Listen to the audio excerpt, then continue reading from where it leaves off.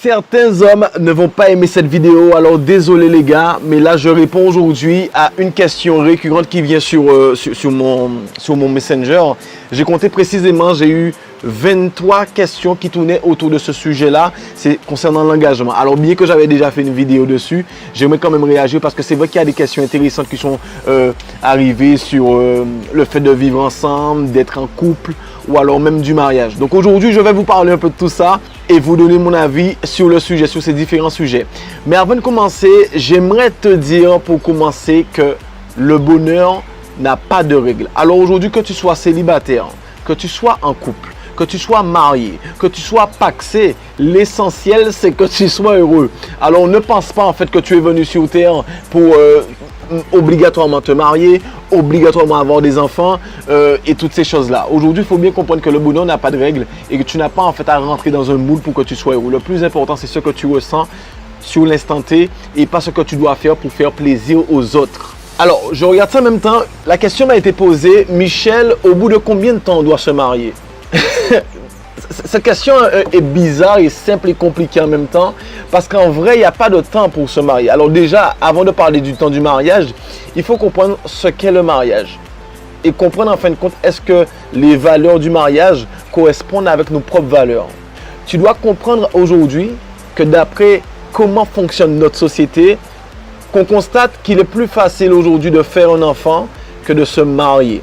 Aujourd'hui, de plus en plus de personnes ont du mal à prendre cet engagement. Moi, j'aimerais te dire, pour avoir connu l'expérience, alors avant de te parler de mon expérience, savoir en fin de compte que moi, j'étais vraiment quelqu'un qui était contre le mariage. J'étais contre le mariage parce que je me disais, pour la simple et bonne raison, je me disais que je ne peux pas me marier parce que le divorce existe. Je ne concevais pas qu'on puisse dire à quelqu'un oui, jusqu'à ce que la mort nous sépare et qu'il y ait possibilité de défaire ça. Donc par la suite, à cette idée, je me suis dit non, que j'étais contre le mariage. Et par la suite, j'ai rencontré ma femme aujourd'hui et qui m'a fait un peu, en fin de compte, c'est pas elle parce qu'elle m'a pas influencé sur ça, mais c'est-à-dire que notre relation m'a poussé à voir certaines choses que je voyais pas avant. Et aujourd'hui, certaines personnes qui me connaissaient avant me regardent et me disent « Ouais, mais Michel, comment t'as fait pour te marier? Un gars comme toi qui restait pas en place, et patati et patata. » Et je dis à ces personnes que tu me croiras ou pas, mais depuis que je suis marié, je me sens plus libre. Je me dis, mais comment ça? C'est pas possible. Tu es marié, normalement, tu n'as pas les mêmes. Tu as plus de contraintes, tu as certaines contraintes parce que ces personnes qui me parlent, bien entendu, ce sont des célibataires. Donc, et ces personnes, justement, sont célibataires parce qu'elles voient la contrainte dans le mariage. Mais moi, de mon point de vue, je leur explique que lorsque tu es marié, qui plus est, avec la bonne personne, tu sais que ce secteur de ta vie, maintenant, c'est de l'entretien. C'est plus facile, en fin de compte, d'avoir ce secteur à entretenir plutôt qu'à construire, à chercher la bonne personne, à trouver la bonne personne, à comprendre si c'est à faire tous ces tas de tests pour savoir si c'est la bonne personne. Et aujourd'hui, lorsqu'on a décidé de faire cet engagement avec cette personne, lorsqu'on prend cet engagement avec cette personne, eh bien, on sait aujourd'hui qu'on a juste à entretenir cette relation et faire au mieux et donner à cette personne le meilleur de nous-mêmes. Donc ça veut dire qu'on a plus de temps.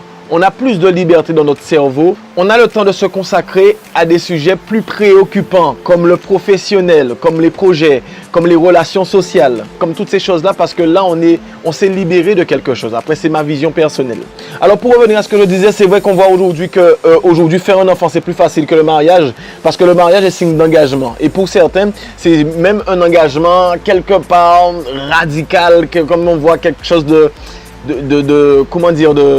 figé en fait. Donc les gens aujourd'hui aiment être immobiles, les gens aiment être souples en fait, de se dire que c'est bien, on fonctionne ensemble et le jour où ça va pas, je pars. Mais ce qu'il faut comprendre, c'est que le mariage est avant tout un engagement envers soi-même, avant l'autre. Bizarrement, c'est peut-être bizarre ce que je te dis, mais le mariage c'est vraiment un engagement avec soi-même. Quand je dis avec soi-même, c'est se dire ok, c'est cette personne que je veux, c'est cette vie que je veux, donc j'y vais parce que je suis sûr de ce que je veux. Si tu es avec une personne, que tu aimes cette personne et que tu es OK avec toi-même, quelle raison tu as de ne pas te marier? Alors ce que je suis en train de te dire, c'est qu'aujourd'hui, on ne se marie pas pour deux raisons. Les deux raisons principales pour lesquelles on ne se marie pas, c'est première raison, c'est soit parce qu'on a vécu une blessure, soit dans notre couple précédent, ou alors durant l'enfance avec nos parents. Les personnes qui ont des problèmes à régler avec eux-mêmes. Ça, c'est la première raison. Et la deuxième raison, c'est qu'il y a une étape qu'on n'a pas franchie avec la personne avec qui on vit.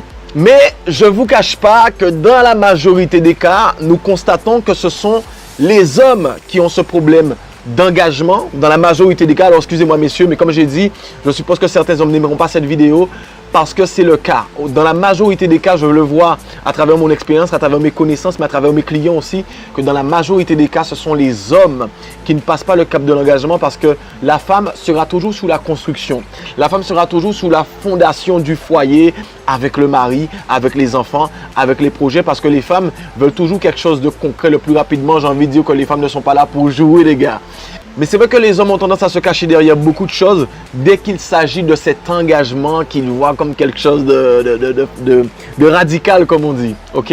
Alors, ça va se ressentir par « Oui, mais tu sais, chérie, on a déjà un enfant, donc avoir un enfant, c'est plus important que se marier. Oui, mais tu sais, chérie, le plus important, c'est pas de se marier. Le plus important, c'est qu'on s'aime. Qu'est-ce qui est plus important? C'est ce qu'il y a dans mon cœur, ou etc., etc., etc. » Donc, ils se mettent à banaliser le mariage, tout simplement parce qu'ils en ont peur en fait, tout simplement. Donc si tu visionnes ma vidéo Pourquoi il ne s'engage pas, tu verras en fin de compte quels sont les éléments qui peuvent correspondre à ton couple et quelles sont les raisons peut-être pour lesquelles ton chéri ne veut pas s'engager. Alors malgré tous ces éléments, je tiens à préciser que là, je ne suis pas en train de dire qu'il faut impérativement se marier. Ce que je suis en train de dire, c'est qu'il faut impérativement être heureux. C'est ça la question. Et bien entendu, ce qu'il faut comprendre, c'est que pour un mariage, il faut être prêt. Il faut être deux et il faut être OK avec nos convictions et surtout avec notre vision. Et pas se dire qu'on va se marier parce que c'est une étape à franchir. Le mariage n'est pas une étape. Le mariage n'est pas une étape à franchir.